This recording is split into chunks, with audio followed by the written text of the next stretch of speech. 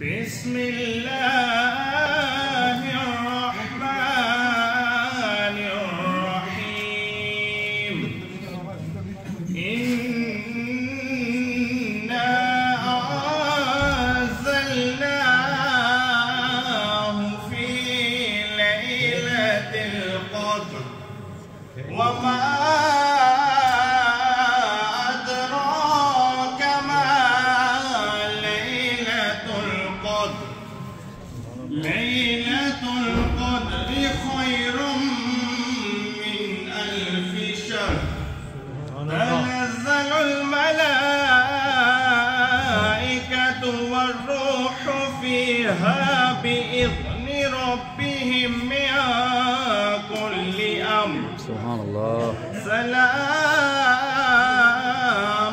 هي حتى مطلع الفجر صدق الله العظيم ما شاء الله. أعوذ بالله من الشيطان الرجيم بسم الله الرحمن الرحيم إنا أعطيناك الكوثر فصل لربك وانحر إن شانئك هو الأبتر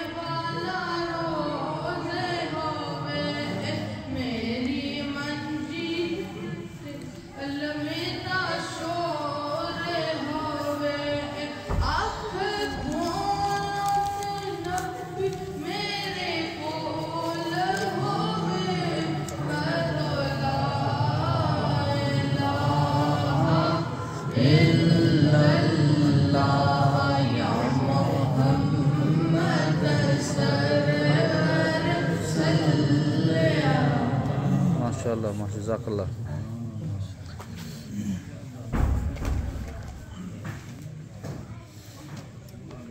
بسم الله الرحمن الرحيم الصلاة والسلام عليكم يا سيدي يا رسول الله وعلى آلك وأصحابك يا حبيب الله. Just a couple of humble words in front of you, brothers. Please try to listen attentively. Alhamdulillah, we are Muslims and we all believe that one day we shall die. Death is something that we all believe in. Even a person who is an atheist, he also believes that he must die as well. Death is a part of our faith. And Allah Azza wa Jal says in the Holy Quran that undoubtedly every soul shall taste death. Me, myself, as well as you, every single one of us will taste death. And after death, our doings in this world, our actions, our intentions, so just for one moment, in that day when we stand in front of our Allah Azza wa Jal, we will have to be accountable for our deeds. Our Holy Prophet Sallallahu Alaihi Wasallam said that on the day of judgment, the person who will become free of accountability sooner than others and rapidly will be that person who abundantly, in good numbers, who regularly remembers me and sends peace and blessings upon me. So remembering the Holy Prophet Sallallahu Alaihi Wasallam, sending Durood Pak upon the Prophet Sallallahu Alaihi Wasallam is something we should be doing in every single day of ours, if not every single moment of ours, wherever possible. Some of us don't even know what Durood Pak is, what peace and blessings are. Unfortunately, our next generation is coming to a point where when they finish the Holy Quran Pak in the masjid, they say to their mom and dad, that's it, I finished my Quran now, I don't want to go to the mosque. And that is a fact that we all see in our homes. We all see it amongst our youngsters. I've finished reading the Quran now, Mom. I've finished reading the Quran now, Dad. I don't want to go to the mosque. I don't need to go. Which direction are we heading in? Which direction are our generations heading in? Just think there are more and more Muslims in this day and age who are moving away from the masjid. Yes, we see many coming to the masjid. There are many that are moving away. And yes, the shaitan is our open enemy, and his effort will always be to take us away from the masjid, to take us away from our deen. But Allah Azza wa Jal says to us that we must fight against this shaitan. And the way we're going to fight against this shaitan is by learning and acting upon the deen and the sunnah of the Prophet Sallallahu Alaihi Wasallam. We gather for funerals, we gather for khatams. But why do we gather? These have become customs amongst us people. They are more cultural rather than religious. When we attend a janazah, do we attend it that we're going to pray, or are we going, or the family are going, they came to our janazah, so we need to go to theirs? Or the family are going to see me that so-and-so didn't come to our janazah, so they might not come to ours. I have to go show my face. Our intentions have become wrong. So just one moment ponder and think, what has happened to our intentions? Which way are we heading? Where are our generations heading?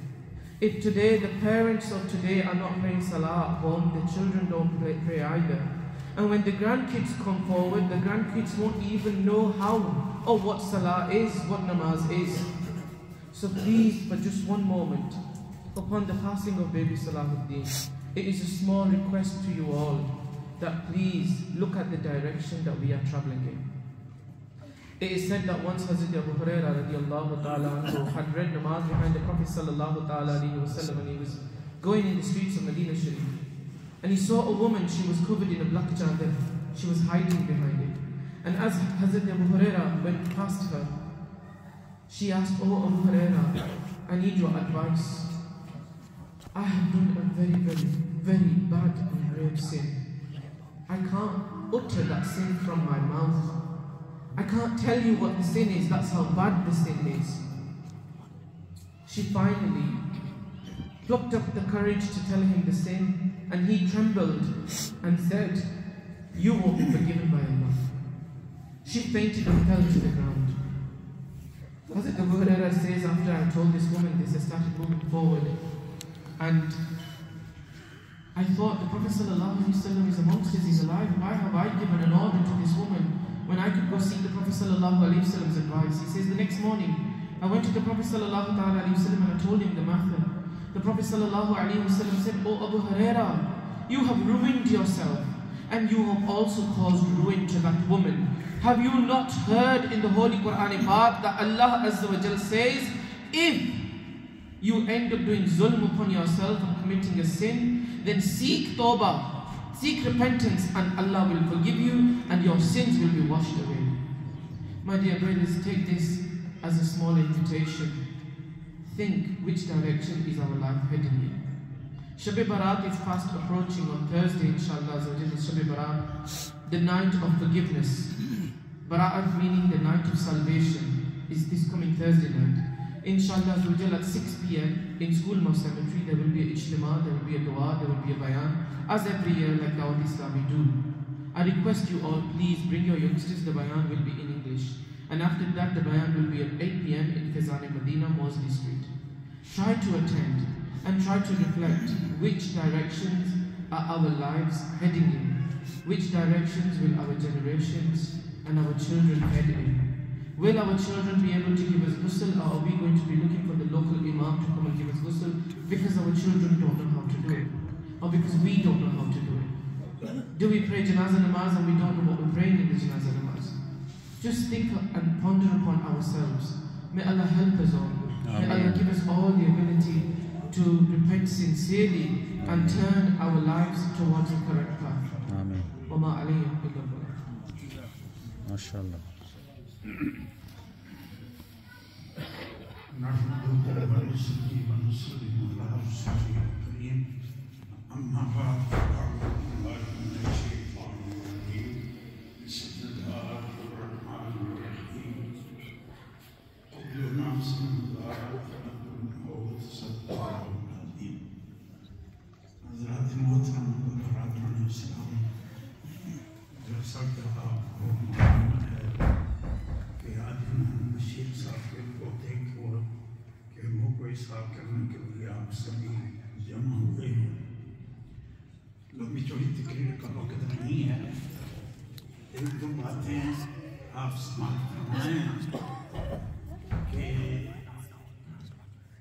اس عمر کے جو بچے ہوتے ہیں جنازے کے لیے سبھی حضرات حاضر ہوتے ہیں، ہونا چاہیے، اچھی بات ہے. لیکن کچھ حضرات ایسے ہوتے ہیں جن کا جنازہ پڑھنے سے اللہ تعالیٰ اس کی بخشش کرتا ہے. سبحان اللہ. کچھ ایسے ہوتے ہیں جن کا نماز جنازہ پڑھا جائے تو بندے کی اپنی بخشش ہو جاتی ہے.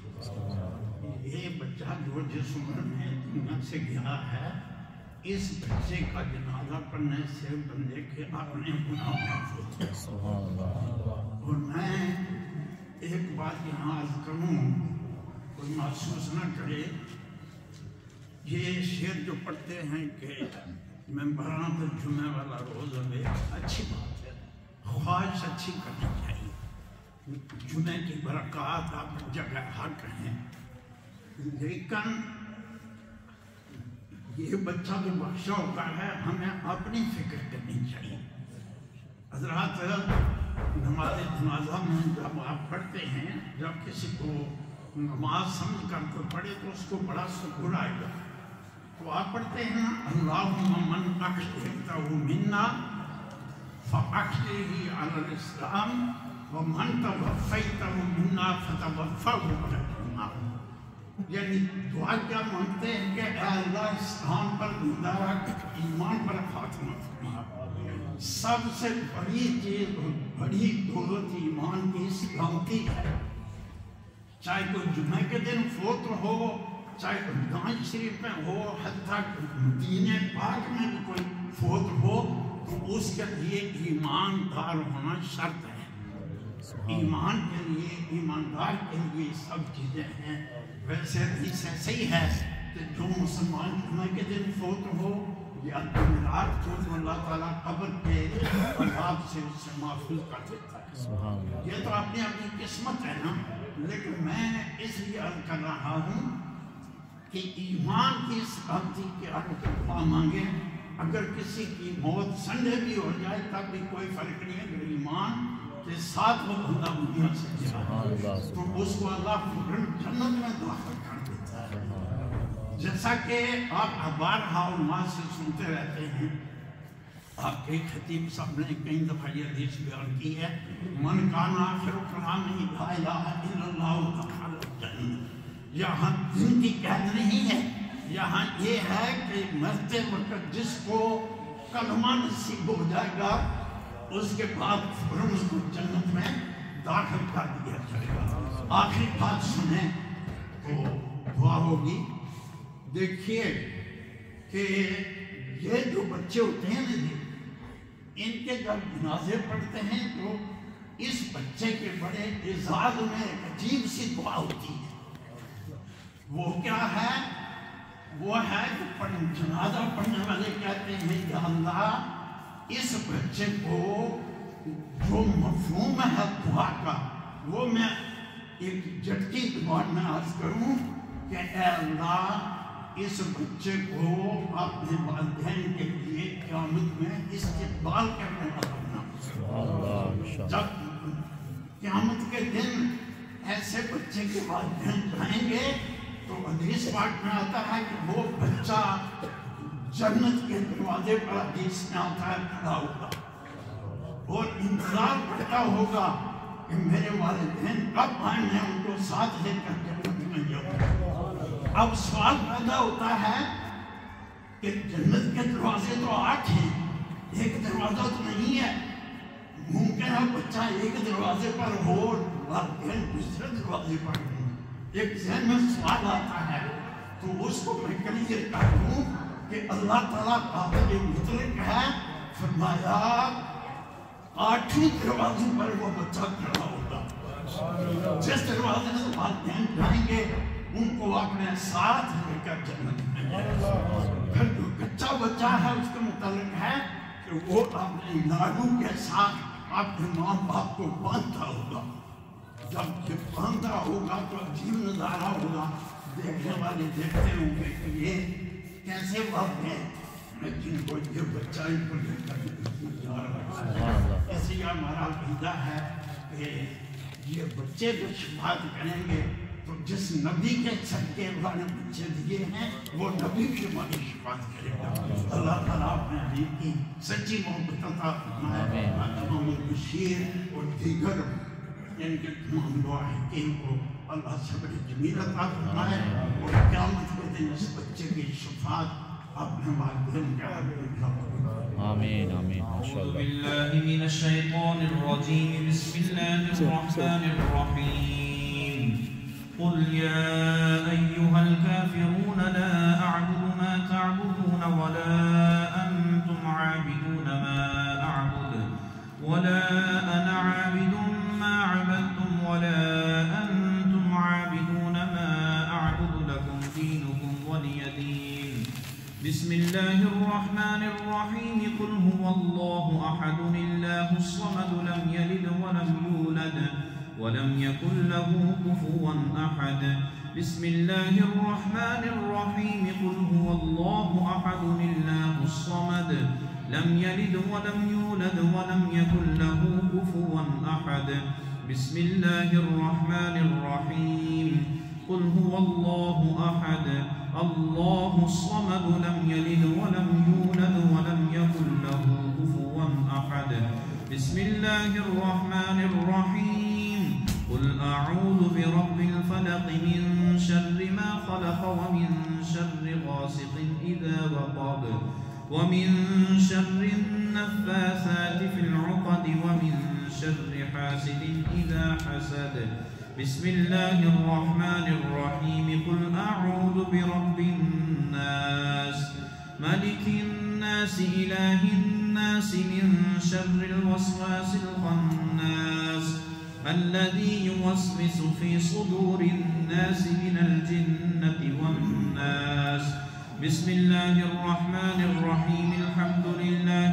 رب العالمين الرحمن الرحيم مالك يوم الدين إياك نعبد وإياك نستعين اهدنا الصراط المستقيم صراط الذين أنعمت عليهم غير المغضوب عليهم ولا الضالين آمين بسم الله الرحمن الرحيم ألف لام ميم ذلك الكتاب لا ريب فيه هدى للمتقين الذين يؤمنون بالغيب ويقيمون الصلاة ومما رزقناهم ينفقون والذين يؤمنون بما أنزل إليك وما أنزل من قبلك وبالآخرة هم يوقنون أولئك على هدى من ربهم وأولئك هم المفلحون وإلهكم إله واحد لا إله إلا هو الرحمن الرحيم إن رحمة الله قريب من المحسنين وما أرسلناك إلا رحمة للعالمين ما كان محمد أبا أحد من رجالكم ولكن رسول الله وخاتم النبيين وكان الله بكل شيء عليما إن الله وملائكته يصلون على النبي يا أيها الذين آمنوا صلوا عليه وسلموا تسليما اللهم صل على سيدنا ومولانا محمد وعلى آل سيدنا ومولانا محمد وبارك وسلم وصل عليه سبحان ربك رب العزة عما يصفون وسلام على المرسلين والحمد لله رب العالمين. الله أكبر الله أكبر لا إله إلا الله والله أكبر الله أكبر ولله الحمد. سامعین، صلاح الدین جس کے ختم شریف میں ہم شریک ہیں، اس کے سال ثواب کے لیے 56 مرتبہ قرآن کریم کی تلاوت کی گئی. 211 سورہ یاسین، 200 سورہ فاتحہ، 135 سورہ ملک، 10 سورہ توبہ، 7 سورہ قریش، 29,500 پہلا کلمہ، 3,000 درود شریف، اسی طرح استغفار، درود تنجینا اور آیت الکرسی کا ورد کیا گیا. دعا کریں اللہ پاک اپنی بارگاہ میں قبول فرمائے، اس بچے کے لیے بلندی درجات کا یہ سبب بنائے. اللہم صلی علی سیدنا و مولانا محمد وعلی آل سیدنا و مولانا محمد وبارک وسلم وصلی علیہ. یا الہ العالمین، جتنی مرتبہ بھی قرآن کریم کی تلاوت کی گئی، بقیہ صورتیں اور اوراد و وظائف پڑھ کے مل کیے گئے، یہاں پر واز ہوا، تیری پیاری پیاری نعمتوں کو معقولات و مشروبات کی صورت میں پیش کیا گیا. اپنی پاک بارگاہ میں شرف قبولیت عطا فرما. تیرے پیارے نبی پاک صاحب الاولاق صلی اللہ علیہ وسلم آپ کی دربار اقدس کے اندر ہدیتاً تحفتاً پیش کرتے ہیں، قبول فرما. آپ کے صدقہ سے مولا جمیع انبیاء کرام، رسل عظام، حضور علیہ السلام کے والدین کریمین، ازواج مطہرات، صحابہ کرام، اہل بیت کرام، تابعین، تبع تابعین، خلفاء راشدین، سب کی ارواح کو فرداً فرداً ایصال کرتے ہیں، قبول فرما. یا مولا جتنے بھی ائمہ احادیث، ائمہ فقہ، ائمہ تفاسیر، سلاسل کے بزرگان دین، اولیاء، حفاظ، قراء، شہداء، سب کی ارواح کو فرداً فرداً ایصال کرتے ہیں، قبول فرما. بالخصوص حضور شیخ عبدالقادر جیلانی قطب ربانی الحسنی والحسینی، آپ کی روح کو اس کا ثواب پہنچاتے ہیں، قبول فرما. اس ماہ مقدس کے اندر جتنی بھی عظیم نفوس قدسیہ رحلت فرما گئیں، بالخصوص امام اعظم ابو حنیفہ علیہ الرحمہ، آپ کا یوم وصال ہے، آپ کا وصال ہے اس ماہ مبارک کے اندر، ان کی روح کو بالخصوص ایصال کرتے ہیں، قبول فرما. یا الہ العالمین، آج کا اہتمام و انصرام صلاح الدین مرحوم و مغفور اس کے لیے کیا گیا. ان جملہ کلام کا ثواب، حاضر طعام کا ثواب اس بچے کی روح کو ایصال کرتے ہیں، قبول فرما. اس کے درجات مزید بلند فرما. اس کے صدقہ سے ہم سب کی بخشش و مغفرت فرما، بالخصوص اس کے والدین کی بخشش فرما. کل قیامت کے دن جنت میں اپنے والدین کو لے جانے کا سبب اور ذریعہ بنا. اس کے والدین کو صبر جمیل عطا فرما، بہترین نعم البدل عطا فرما. یا الہ العالمین، ہم سب کو اپنی موت کی فکر کی، موت کی تیاری کی توفیق عطا فرما. اس فیملی خاندان کے ساتھ تعلق رکھنے والے جتنے بھی فوت شدہ احباب ہیں مولا، ان سب کی بخشش و مغفرت فرما. جو زندہ ہیں انہیں صحت و سلامتی عطا فرما. اس مسجد کو تا صبح قیامت شاد و آباد فرما. جہاں کہیں مسلمان مظلوم ہیں مولا، انہیں ظالموں کے ظلم سے نجات عطا فرما. الہی ہمارے ملک پاکستان کی خیر فرما، استحکام عطا فرما. آخر میں دعا کرتے ہیں مولا، جو بھی ہمارے حق میں، اہل خانہ کے حق میں بہتر ہے، ہم سب کو وہ عطا فرما، برحمتک یا